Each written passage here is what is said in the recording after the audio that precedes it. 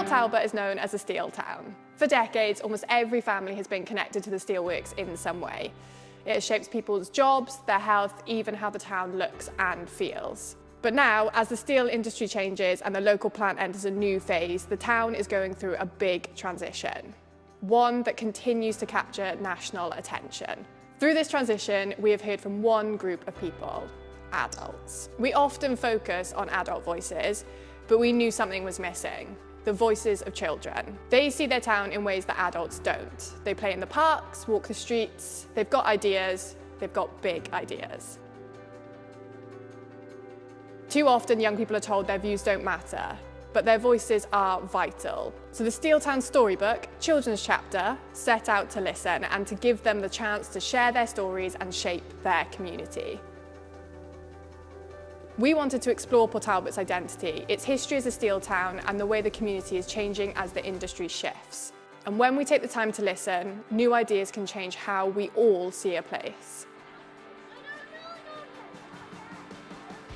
So we worked with 3 schools and over 200 children aged 7 to 11 to ask them, what do you think about your town, its past, its present, and its future?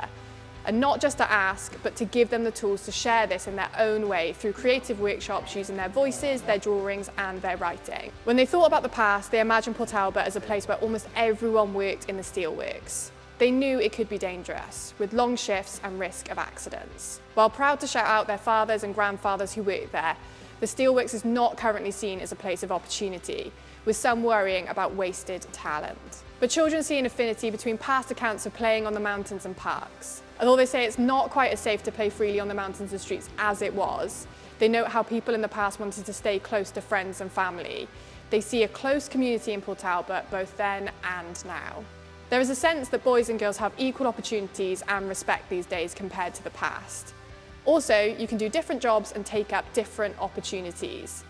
They were proud to say that life feels more equal today. As for the present, in the here and now, ask a child in Port Talbot what they love to do and you'll hear all about the beach, the parks, football, rugby, trampolining, bike rides and gaming with their friends. A new way of socialising that allows young people to connect instantly. They spoke with so much pride about their community, saying things like, I'll never move because if I do, I won't see my friends again. But they also spoke with honesty about wanting safer places to play, less litter and pollution, and more for older kids to do. Exploring is an important concept, a right even. A callback to the past when nobody worried about anything and you'd come home when you were hungry. Their concerns are things that adults sometimes overlook. They notice broken glass left behind by people drinking, they worry about animals being hurt by rubbish, and they even know hospitals are under pressure. These aren't small things. They show us that children are paying attention and that these are things that impact them. And then came the future. They pictured cleaner rivers and beaches, bigger parks and jobs that help people, like vets, nurses or game designers so that they could make something to play with their friends. There were some worries too, like robots taking jobs and an uncertain future for tensions across the world. But there were also wild and hopeful dreams. Time travel, new sports and even parties in the steelworks with a DJ alien.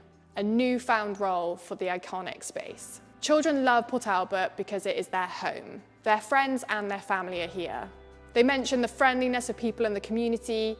Others note how much they love their family and how interconnected they all are. But there are concerns around safety and the behaviour of adults.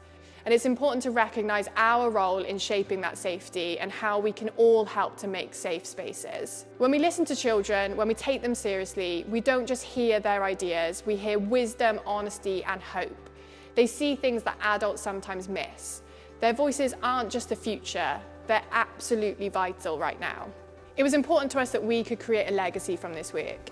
We chose the space below the M4, a huge concrete structure that literally cuts through the town, and for many it symbolises the destruction of parts of the community.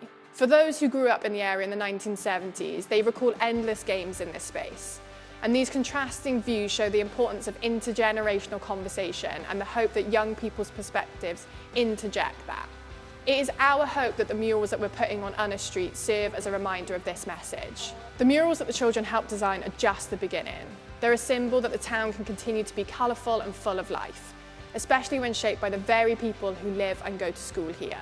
So, When you see the colours on those concrete pillars, remember this isn't just paint. It's the story of Port Talbot told by its children. And if we're willing to listen, they have a lot more to teach us about the kind of place we could call home.